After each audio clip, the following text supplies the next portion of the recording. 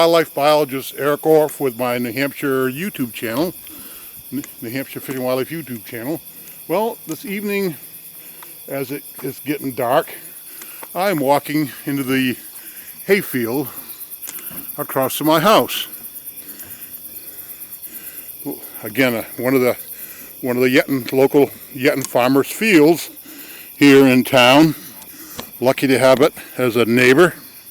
I'm surrounded by fields. This side here is this hay field that's been here now. I lived here 41 years, and I'm sure generations before that it was here. Can you hear them? Can you hear the food? Crickets. The air is filled with the sound of crickets.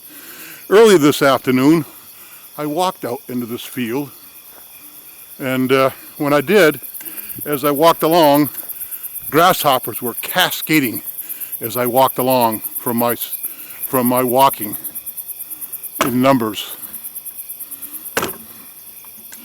Lots of grasshoppers. And tonight, the field is filled with crickets. You know, in another couple of weeks, there'll be mowing or chopping this field one more time. And when that happens,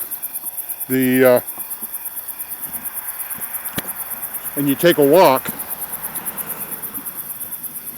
in the stubble of what was the hay field, the stubble that's left is filled with crickets. So when you walk here after they've cut it, and you walk along, you can just see crickets scattering out. It's like the wave of a bow of a boat, I guess is another way to describe it. As you walk out into the field, you are pushing a wave of crickets by night and grasshoppers by day.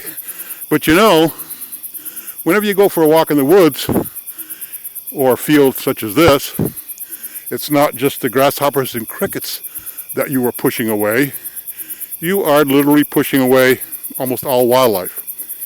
A recent study shows that a trail impacts a huge area of where it is placed. So Bear Brook State Park is just south of my here by about a mile and a half.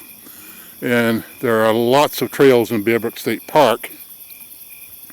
And due to this situation that we've had since March, there are way more people using our trails than ever before, and no doubt it is likely impacting our wildlife. Did you know when you take a hike without your dog that the wildlife on this side of the trail and on this side of the trail is impacted 300 feet away, the length of a football field? Yes, those animals go on alert as much as 100 yards away, 300 feet away, when you walk on a trail without your dog. If your dog is running through the woods, your impact is much greater. Every time you are out in the woods, you are impacting the wildlife that lives there full time. So keep your dog close at hand. Be aware that what you do is impacting the wildlife where you're walking. It is. So for those that are in the trail making business, they certainly need to be very careful about where they make the trails. And perhaps we shouldn't have trails through all of our woods. But we know since the pandemic hit how important these trails have been for all of us that live in New Hampshire. Been seeing in the papers the last few days that up in the White Mountains, the folks from all around are coming to the trails in numbers like never seen before, but they're bringing their garbage and leaving it. I can't believe people are doing that. They're coming to New Hampshire to enjoy the trails, and they leave their garbage and human excrement along the trails. That is absolutely crazy. So yes, you know, I've known these woods here for 41 years. I've hunted here and raised my children here, and my grandchildren have enjoyed it here, and have tried to live in harmony with what is around me. So lucky me. Up there, big pines.